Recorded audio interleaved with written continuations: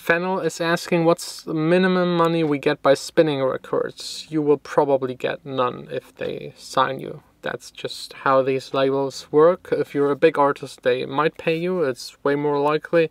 But as a small artist, don't expect anything. It's just a promotional tool. Don't even think about the money for the first 2 or 3 years you're making music.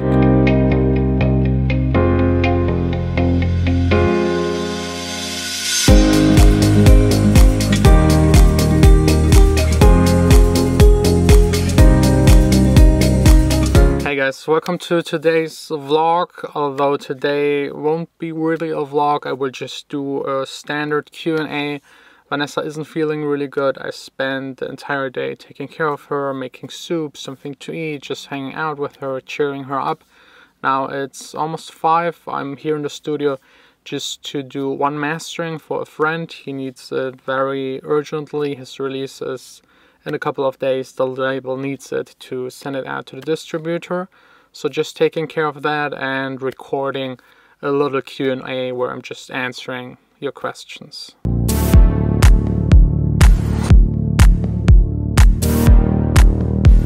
First of all, thanks a lot for all of your nice congratulations and comments to reaching 10,000 subscribers. It really still blows my mind, and I'm still extremely proud of it. And what I love the most is that actually since that video, just 2 or 3 days passed and we have 300 new people here on this channel. So welcome, it's really nice to have you here. And let's just start with the first question. Max is asking what size of monitor speakers he needs. He has a room that is 15 square meters big, and he will also treat his room with panels. I would usually just go with an 8-inch woofer. That's like big enough that you will have enough bass. It's not so big that you will actually need a bigger room and have more distance to the speaker. And usually the speakers with an 8-inch woofer are still manageable from the price. And for example, my Yamaha speakers are I think like 250 a piece, and if you get the smaller versions with I think 7 or 5-inch woofers, there's not a really big price difference. It's maybe like 50 or 80 euros. I'm not really sure, but it's definitely worth it to spend that extra money for the bigger woofer. This way you can also definitely save getting a sub, and usually setting up speakers and a sub is a bit complicated. You will usually mess up and have a worse sound than without having a sub, at least for music production. In a club or in a home theater, absolutely cool to have. And in this case, it's more about getting the right type of speaker. You have near field speakers that you usually use in a distance of 80 centimeters and maybe 1.2, 1.5 meters. Midfield speakers for everything above. And then you have the really big systems that are extremely expensive, so expensive that actually someone will come and install them into your studio right into the wall and make sure nothing is resonating and that everything is optimized. For a 15 square meter room, definitely go with the near field speakers. This way you will also have less troubles with having a bad room acoustic. The speakers are closer, you get more direct sound, so you can't hear the room as much. Then there are a lot of comments to the remix contest, a lot of people not really agreeing with the top 5.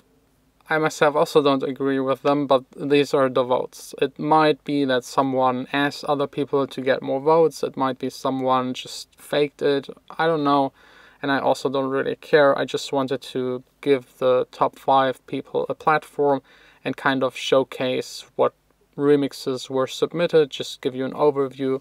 I think some of them were really good, some of them weren't that good, and I tried to be nice, and I was assuming that no one was faking or like misusing anything. I just thought it's probably more due to the fact that maybe the person that submitted it first had more time to get more votes. I hope that's the case and no one did anything. I think at the end it all doesn't really matter because the winner will be picked by me. And thanks a lot again for all of those nice remixes. I still haven't managed to listen to them. I would probably just have to take one day off here entirely from the studio, lock myself up and just listen to all of them. If I do it piece by piece every day, a couple, I might not be really focused enough and forget how the other ones sounded like. So I think I just have to make it in one go. Yeah, there are even more complaints and people are worrying about the voting system. I will promise you the next remix contest won't have this kind of voting system. I will try to find another way to do it in a legit way, but still at the end the voting won't count. But the next time the voting is better controlled, I think I will also give a prize away for the person that wins the voting system. This time I kind of had the feeling something like this would happen, so I decided not to give any prizes away for the top 5. This would have made it even worse. Okay, here's someone who has a lot of questions. Please, can you help me out, of course. Is MacBook Pro better or MacBook Air better for producing? MacBook Pro. Is 256 GB sufficient? No, I have 500 GB and it's not enough. It's definitely not enough. I had to delete a lot of samples, and now that I'm doing the daily vlog, I'm recording every day 60 GB, so I need at least 60 GB every day free to make the video, delete everything that I've recorded, and just do the next video. So 256 GB, not enough. Is Ableton better for producing dance pop music or Logic Pro X? Both are good, definitely. It's up to your preference. Ableton is a bit more... how to describe it? It has more like a live approach to it. It's nicer to jam with it, but it won't change anything about the sound. At the end you use mostly third-party plugins that make the sound, and it's you creating everything, so it's up to you, not just to a software, what kind of music you can make with it. You can make any music with any DAW. How do you record your vocals? Do you use a recorder or record direct into your computer? I'm using this mic right here that goes into my Duet sound card and then into the computer, but most of the time, especially in the past couple of tracks, actually the singer and songwriters themselves recorded the vocals and sent them over to me. Interesting question by Francisco Munoz Ruiz. I have to give up on pronouncing your names, but he's asking how the quality of air is in my studio, because he built his own traps and he couldn't really sit in the room and breathe. The room right here it's, to be honest, it just stinks in here. No, just kidding. Actually, I have here like these are all filled with rock wool kind of stuff, and there is foil in between to block it off, and this way nothing of the material comes here into the room. But I have to say, the first 2-3 weeks you had a really strange smell in here, but it's getting less over time, and now you can't really smell it anymore, or at least I'm not recognizing it anymore because I'm sitting here every day. So I would need to ask actually someone that is coming here for the first time. But yeah, having the foil in between will definitely reduce it by a lot, and then it's all about keeping the window open every time I have a chance and I'm not making music or I'm eating or something. I just open up the window and make sure I get fresh air. So yeah, I think that's it for today with the questions. I will now just take care of the mastering. By the way, I was thinking about offering to you mastering and mixing by me.